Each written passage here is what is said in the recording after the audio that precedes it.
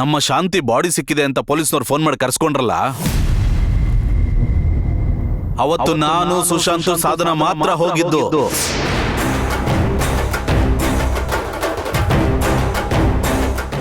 ಆಹಾ, ಮೋಸ ಮಾಡಿದವ್ರಿಗೆ ಗೊತ್ತಾಗ್ತಾ ಇದೆ.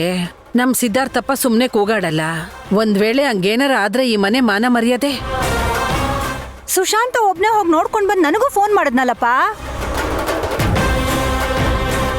ಸೀರೆ ಸಿಕ್ಕಿದೆ, ಒಡವೆ ಸಿಕ್ಕಿದೆ ಅಂತೆಲ್ಲ ಹೇಳಿದ್ನಲ್ಲ. ಮುಖಾನು ಕೊಳ್ತೋಗಿದೆ ಅಂತ ಹೇಳ್ದ.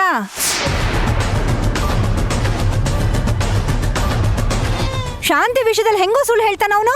ಹೌದಲ್ವೇನಮ್ಮ? ಕರೆಕ್ಟ್ ಅಲ್ವಾ? ಈಗ ಟಿವಿಲಿ ಏನ್ ಹೇಳಿದ್ರು ನೋಡಿದ್ರಿ ತಾನೆ? ಈ ಲಾಯರ್ ಇದಾನಲ್ಲ, ಇನ್ಶೂರೆನ್ಸ್ ಕಂಪನಿಗಳಿಗೆ ಮೋಸ ಮಾಡಿ ತುಂಬಾ ಜನಕ್ಕೆ ದುಡ್ಡು ಕೊಡಿಸಿದಾನೆ. ಇವನ್ ಅಟೆಂಡ್ ಮಾಡಿರೋ ಎಲ್ಲಾ ಕೇಸನ್ನು ಗೌರ್ಮೆಂಟ್ ಓಪನ್ ಮಾಡ್ತಾ ಇದೆ.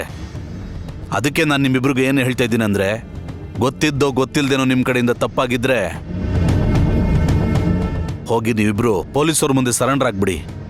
ಅದು ನಿಮ್ಗೂ ಒಳ್ಳೇದು, ಈ ಮನೆಗೂ ಒಳ್ಳೇದು. ಏನು ಹೇಳ್ತಿದ್ಯಾ ಸಿದ್ದು? ನೀನ್ ಹೇಳ್ತಾ ಇರೋದ್ ನೋಡಿದ್ರೆ ಯಾಕೋ ಭಯ ಆಗ್ತಿದೆ ಕಣೋ. ಅಪ್ಪ ಮಕ್ಳ, ಸಿದ್ದು ಅದೇನೋ ಹೇಳ್ತೇನೆ, ಸ್ವಲ್ಪ ಸರಿಯಾಗಿ ಕೇಳಿಸ್ಕೊಳ್ರು. ಒಂದ್ ವೇಳೆ ಗೊತ್ತಿಲ್ದೆ ಏನಾದ್ರೂ ಮಾಡಿದಿರಾ? ಅತ್ತೆ, ಹಾಗೆಲ್ಲ ಏನೂ ಇಲ್ಲ. ನಾವೇನು ತಪ್ಪು ಮಾಡಿಲ್ಲ. ನೀವ್ಯಾಕೆ ಗಾಬರಿ ಆಗ್ತೀರಾ? ಬಾವ ಎಲ್ರನ್ನೂ ಸೇರಿಸಿ ಮಾತಾಡ್ತಿದ್ದಾರೆ. ನಾವು ಹಾಗಿರೋರಲ್ಲ ಬಾವ. ತಪ್ಪು ಮಾಡಿದ್ರೆ ಭಯ ಪಡಬೇಕು, ಇಲ್ಲಾಂದ್ರೆ ಯಾಕೆ?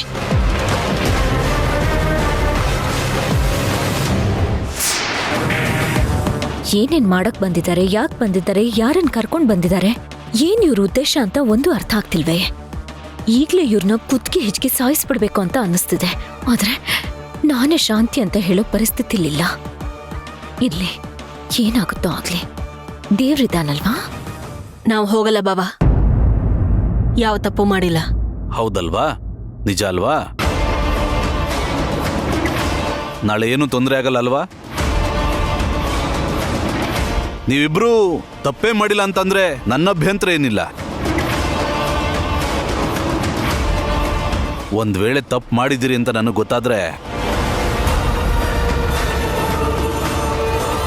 ನಾನು ಸಂಬಂಧಗಳನ್ನೇ ನೋಡಲ್ಲ, ನಾನೇ ಕರ್ಕೊಂಡು ಹೋಗಿ ಪೊಲೀಸರ ಮುಂದೆ ನಿಲ್ಲಿಸ್ತೀನಿ. Be careful.